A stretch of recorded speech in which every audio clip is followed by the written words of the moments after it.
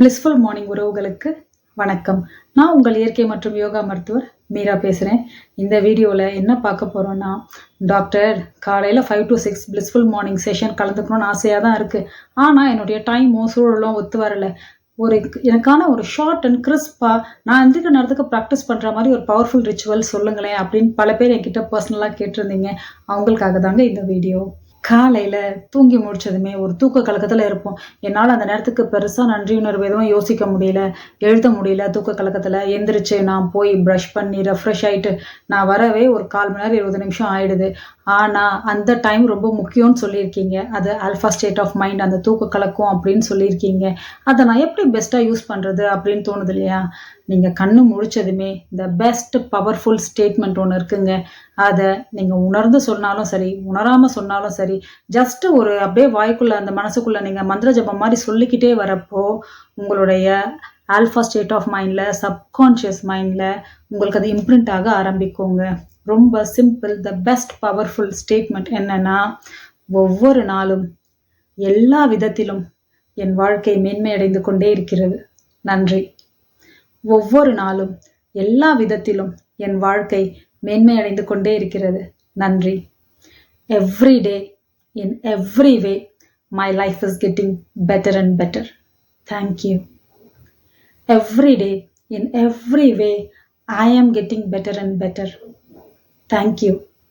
இந்த ஒரு ஸ்டேட்மெண்ட் நீங்கள் உங்களுடைய வேலை, உங்களுடைய வீடு, உங்களுடைய ரிலேஷன்ஷிப், கரியர், உங்கள் மணி எதை பற்றியும் தனியாக பிரிக்க தேவையில்லை. ஓவராலாக இந்த ஸ்டேட்மெண்ட் எல்லாத்தையுமே உங்களுக்கு ப்ராடர் டேர்மில் இன்க்ளூட் பண்ணிடுதுங்க. இதை நீங்கள் கண்ணு முழிச்சதும் ஒரு மந்திர ஜபம் மாதிரி தூக்க கலக்கத்திலே அப்படியே ஆடிட்டே சொன்னாலும் சரி, மனசுக்குள்ளே இதை அப்படியே ரிப்பீட் பண்ணிவிட்டு இமோஷன் வரல, ஒன்றும் வரல, உணரலை, பரவாயில்ல, மாடுலேஷன் எப்படியோ எடுத்துகிட்டு போட்டோம், நீங்கள் உங்களுக்குள்ளே அப்படியே சொல்லிகிட்டே எந்திரிங்க. எந்திரிச்சிட்டே போய் ப்ரஷ் பண்ணுங்க, ரெஃப்ரெஷ் ஆகுங்க, வாங்க, வந்து திரும்ப பெட்டில் உட்காருங்க, இல்லை ஒரு சேரில் உட்காருங்க.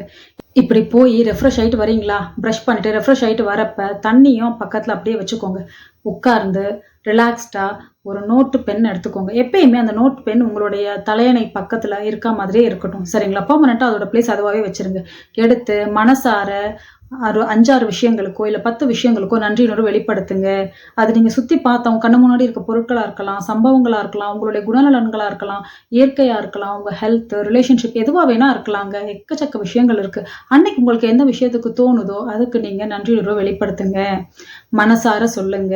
எழுத தோணலைன்னா மனசில் நினச்சிக்கோங்க. ஆனால் எழுதுறது ரொம்ப பவர்ஃபுல்லுங்க. நீங்கள் எழுதுகிறப்போ உங்களுடைய எல்லா சென்சஸும் ஆக்டிவேட் ஆகும். நீங்கள் எழுதுகிறப்ப கண்ணால் பார்ப்பீங்க, எழுத மனசுக்குள்ள அது ஒரு தடவை சொல்வீங்க, அதை ரிஹர்சல் பண்ணுவீங்க.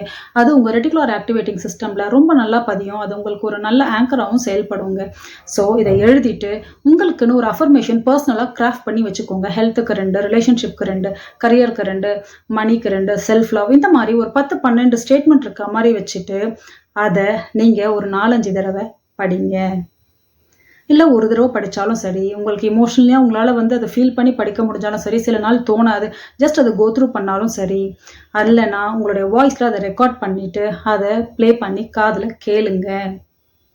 இதை நீங்கள் செய்யும்போது கரெக்டாக நீங்கள் கண்ணு முடிச்சு ஒரு 1/2 hour ஆயிருக்கோங்க. நீங்கள் ரெஃப்ரெஷ் ஆன டைம்லேயும் அந்த ஸ்டேட்மெண்ட்டை சொல்கிறீங்க, 10-15 நிமிஷம் நன்றியுணர்வை எழுதுறீங்க, அஃபர்மேஷன் சொல்கிறீங்க. அந்த டைமுக்கு பக்கத்தில் தண்ணி வச்சுக்கோங்க. அந்த தண்ணி நீங்கள் இதெல்லாம் சொல்கிறதும் அந்த தண்ணியில் பதியோங்க. அந்த தண்ணியை எடுத்து அந்த தண்ணியை பார்த்து ஒரு பாசிட்டிவ் ஸ்டேட்மெண்ட்டை 3 தடவை சொல்லிட்டு குடிச்சிருங்க. அன்றைக்கெல்லாம் எப்போல்லாம் தண்ணி குடிக்கிறீங்களோ அப்போல்லாம் இந்த பாசிட்டிவ் ஸ்டேட்மெண்ட்டை சொல்லி குடிக்கிறத ஒரு பழக்கமாக வச்சுக்கோங்க. மறந்துட்டீங்கன்னா நினைப்பு வந்த உடனே ஒரு 1/4 டம்ளர் தண்ணி ஆச்சும் அது மாதிரி குடிங்க. நீங்கள் இதெல்லாம் முடிச்சுட்டு ஹோப்போனோபோனோ பண்ணலையே அப்படின்னு நினைக்காதீங்க. அன்னைக்கு நாள் பூரா உங்களுக்கு என்னென்ன விஷயங்களை நீங்கள் ஃபேஸ் பண்ண போகிறீங்களோ அது சம்மந்தமான ஒரு குழப்பம், இல்லை அன்னைக்கு நாளில் உங்களுக்கு வரக்கூடிய டென்ஷன், வேலையில் வர பிரச்சனை எதுவாக இருந்தாலும் அந்த நெகட்டிவ் இமோஷன்ஸ் வரப்பெல்லாம் I am sorry, please forgive me, thank you, I love you அப்படின்னு சொல்லுங்கள். ஆன் த கோலை நீங்கள் சொல்லுங்கள். அது தனியாக உட்காந்து சொல்லணும்னு அவசியம் இல்லைங்க, சரிங்களா? இப்போது இதை நீங்கள் ஒரு பவர்ஃபுல்லான ரிச்சுவலை, மார்னிங் ரிச்சுவலை நீங்கள் செட் பண்ணியாச்சு. இந்த பவர்ஃபுல்லான ரிச்சுவல் எப்படின்னா உங்கள் நாளைக்கான ரிமோட் கண்ட்ரோல் உங்கள் கையில் கொடுக்குதுங்க. அன்னைக்கு நீங்கள் ஃபேஸ் பண்ண வேண்டிய விஷயங்கள் எவ்வளோ வேணா இருக்கலாம், ஆனால் அதை எப்படி ஃபேஸ் பண்ண போகிறீங்கன்னு நீங்கள் தான் முடிவு பண்ண போகிறீங்க. டென்ஷனாக ரிலாக்ஸ்டாக ஐயோ எப்படா செய்ய போகிறோம் அப்படின்னு நீங்கள் போக போகிறீங்களா? அதெல்லாம் பார்த்துக்கலாம். அதெல்லாம் வந்து ஒரு பூட்டுன்னு இருந்தால் சாவி இருக்கத்தான் செய்யும். இந்த விஷயத்தை ஹேண்டில் பண்ணுறதுலாம் ஈஸி அப்படின்னு நீங்கள் போய் எல்லாத்தையும் நல்லபடியாக முடிக்க போகிறீங்களா? அது உங்கள் கையில் தாங்க இருக்குது. என்னால் பிளிஸ்ஃபுல் மார்னிங் செஷனில் தான் பங்கேற்க முடியல. ஆனால் இப்போ நான் பவர்ஃபுல்லான ஒரு விஷயத்தை நான் தெரிஞ்சுக்கிட்டேன். அதை ஏன் டைமில் நான் இம்ப்ளிமெண்ட் பண்ணுவேன் அப்படின்னு சங்கல்பம் பண்ணி இந்த நிமிஷத்துலேருந்து இதை நீங்கள் உங்கள் வாழ்க்கையில் இம்ப்ளிமெண்ட் பண்ண ஆரம்பிங்க. 21 நாள் தொடர்ந்து பண்ணும்போது உங்களுக்கு அது ஒரு நல்ல பழக்கமாக உங்களுக்கு பதிவாக ஆரம்பிக்கும். ஆஃப்டர் 90 டேஸ் உங்கள் சப்கான்ஷியஸ் மைண்டில் ரொம்ப ஸ்ட்ராங்கான பேட்டர்னாக அது பதிவாகி ஆட்டோ பைலட் மோடில் போயிடுங்க. உங்களோட எல்லா சிச்சுவேஷன்ஸையும் எல்லா தொந்தரவுகளையும் மீறி நீங்கள் ஒரு புதிய ஆளாக மாறி பாசிட்டிவான ஆளாக இவால்வ் ஆக ஆரம்பிச்சிருவீங்க. இதை நீங்கள் ப்ராக்டிஸ் பண்ண ஃபியூ டேஸ்லேயே சேஞ்சஸ் தெரியும். கண்டிப்பாக கமெண்ட் பண்ணுங்கள். டெய்லி அலாரம் வச்சு ப்ராக்டிஸ் பண்ணுங்கள்.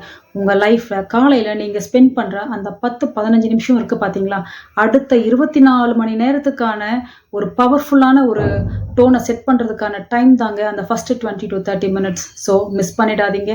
ப்ராக்டிஸ் பண்ணிவிட்டு கமெண்ட் பண்ணுங்கள். நன்றி, வணக்கம்.